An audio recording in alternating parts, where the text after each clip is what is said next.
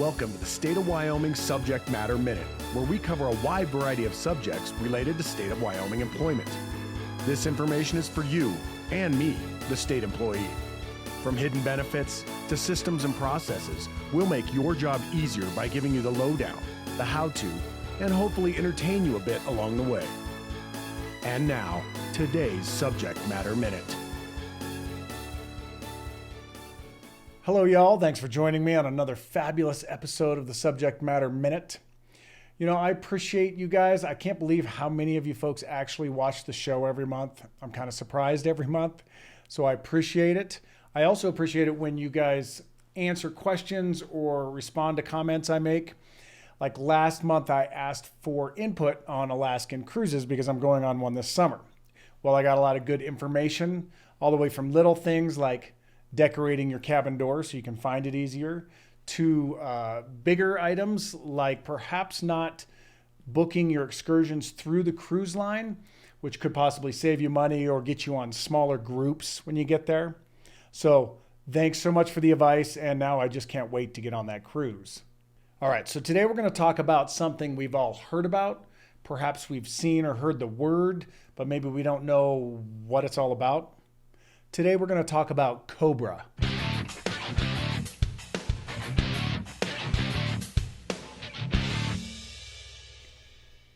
Cobra stands for the Consolidated Omnibus Budget Reconciliation Act of 1985. Big old mouthful, right? But before we get there, I want to thank my subject matter expert this month, who is Kathy Simpson of EGI. You know, I found out while doing this that this topic is considerably more confusing than I thought it would be. And Kathy took my barrage of questions and guided me to Cobra enlightenment. Thank you, Kathy. I really appreciate it.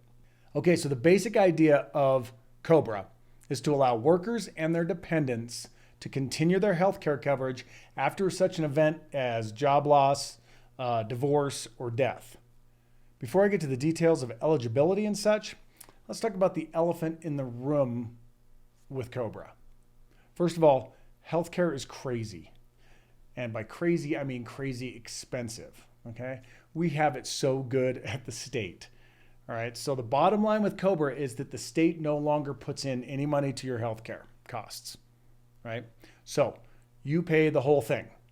Now, I don't know if you've ever looked at that number. It's really large, okay? Let's look at how much Cobra costs.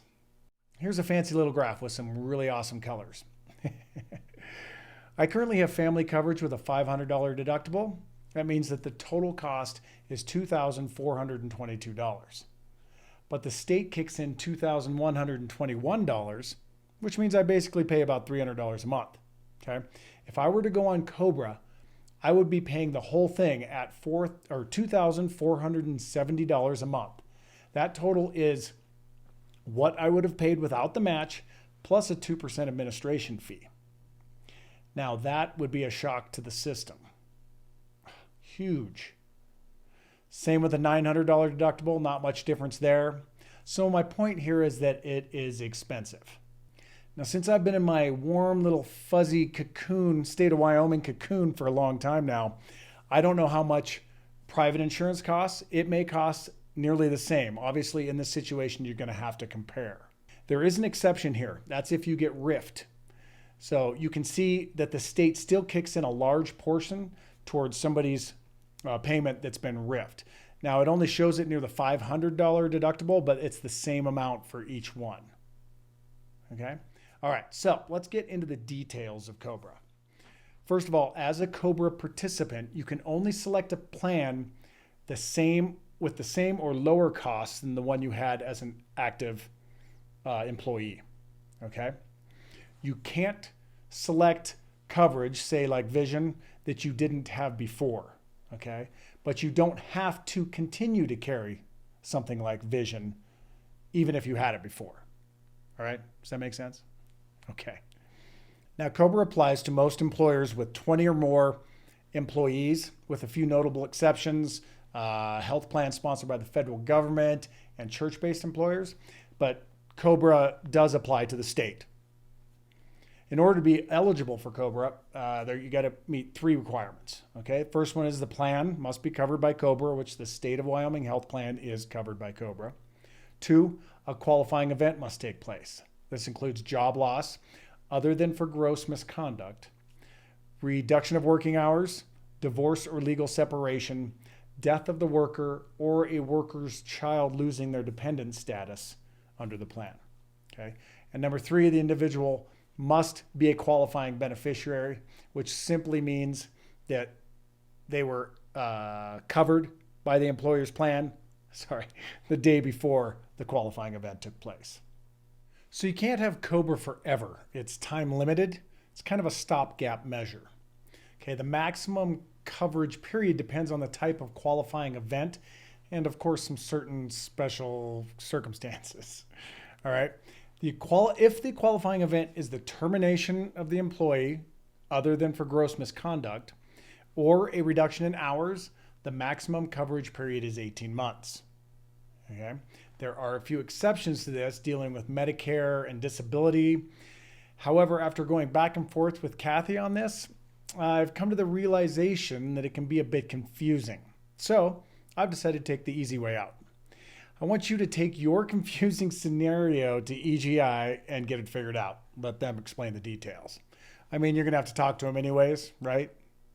Okay, so the bottom line, like I said before, is that for termination or reduction in hours, aside from a few exceptions, you are allowed up to 18 months of Cobra.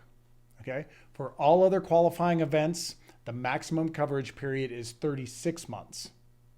Okay, so these qualifying events include employer enrollment in Medicare. In that case, the spouse and dependents get up to 36 months of Cobra. Divorce or legal separation. Again, the spouse and dependents get up to 36 months of Cobra. Death of the employee. The spouse and dependents get 36 months of Cobra. And loss of dependent child status under the plan. So when a kid turns 26, that kid can get up to 36 months of Cobra. There are some reasons that the Cobra administrator or EGI could terminate the Cobra coverage before that time period is up. Okay, they are obviously failure to pay your premium, okay, or the employer or the state ceases to offer the group health plan. That would really stink, right? Or the Cobra beneficiary becomes entitled to Medicare. Okay, some timelines here. Within 14 days of EGI becoming aware of your qualifying event, you'll be sent an election notice. Okay? Since the state must notify EGI within 30 days of most qualifying events, within a month and a half of losing your job or some other qualifying event taking place, you should receive a detailed Cobra packet. Okay, this will help you decide if you're going to continue your health coverage through Cobra.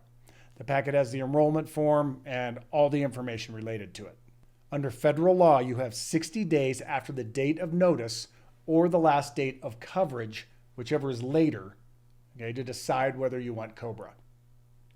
You don't have to send any payment with the election form or the sign-up form. However, coverage is not activated until you pay in full. Okay? Payment in full is due within 45 days of your election, so after you sign up.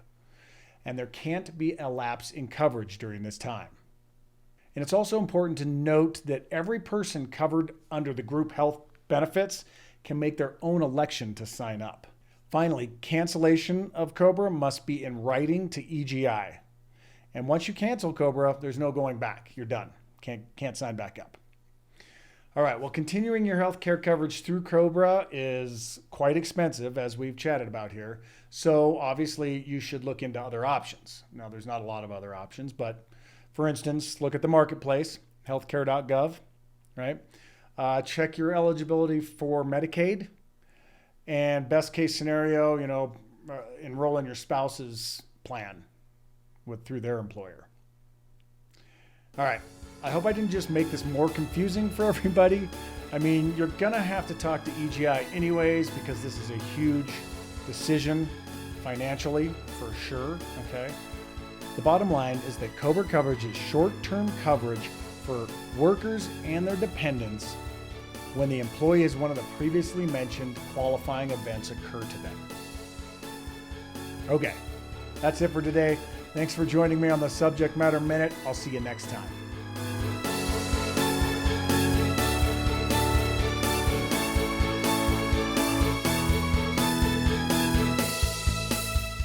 You have been watching the Subject Matter Minute with Matt Nagy. Please help us out by subscribing. And join us next month when we'll cover another topic of interest for all State of Wyoming employees. Again, thank you for joining us on the Subject Matter Minute.